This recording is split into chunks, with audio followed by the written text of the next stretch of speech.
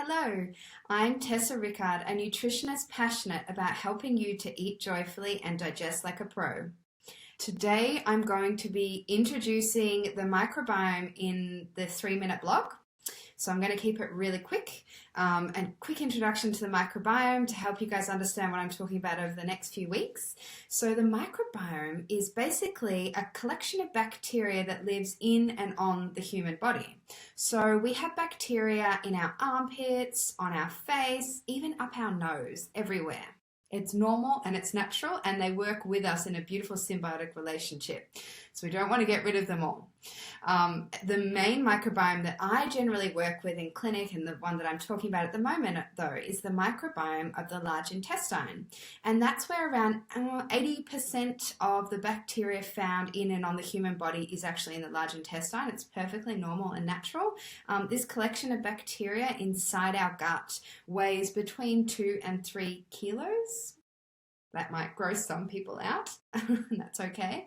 And when I was studying, I remember them teaching us that we had about 1 human cell to every 10 bacteria cells. And they used to teach us that we were more bacteria than we are actually human. But these days, they now believe that it's more like 50-50. And the research could change again. Who knows, really? So why have you been hearing about the microbiome so much recently? I know it's everywhere. Every single different chronic health condition is being linked back to the microbiome at the moment, and it's because the technology has changed for us to analyze the microbiome.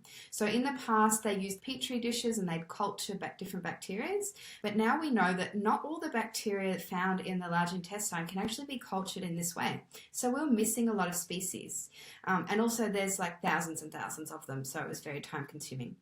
Now we've genetically sequenced all the different bacteria, so in specialized labs you're able to send off a little sample of your stool, and they will analyze for the DNA of all the different bacteria, and they can tell us the different amounts of bacteria and what's in there, which is really clinically helpful for me when I'm trying to help people with IBS and IBD, and I do a lot of microbiome restoration work in clinic.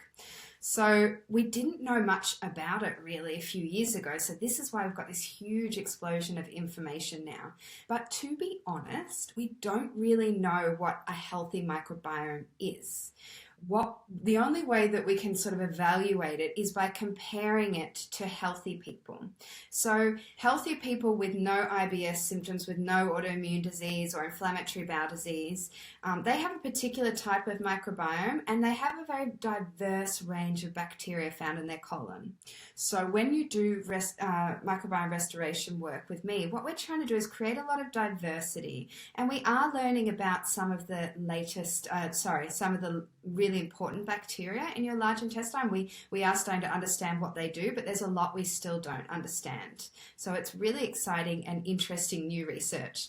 So I just wanted to give you a quick little introduction today, and of course I have to give you a tip. So something that you can start to work on. When you think of diverse microbiome, which you should associate with good health and no IBS symptoms or inflammatory bowel disease or autoimmune conditions, you should also associate it with a diverse diet, so in plant foods. So what they've shown is that the more diverse your diet is, the more that the different bacteria have different food sources, and the more you're able to diversify and basically sort of play with your microbiome profile to create more of a healthy sort of microbiome profile for yourself. So one of the ways that I do this is when I go shopping, I will get a couple of different types of apples because they have different fiber and polyphenol content, so they'll feed different bacteria. I'll get a couple of different types of sweet potatoes, and then, maybe you'll have a slice of rye bread with some sesame seeds on it. That's another 2 different types of plant food. So it's actually not that difficult to really diversify, and we're looking for a minimum of 40 different plant foods a week.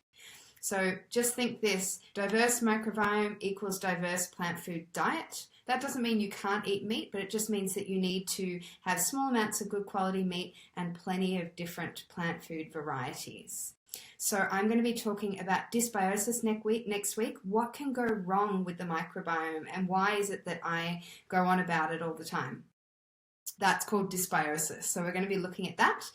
If you think this video might help anyone, please share it with them.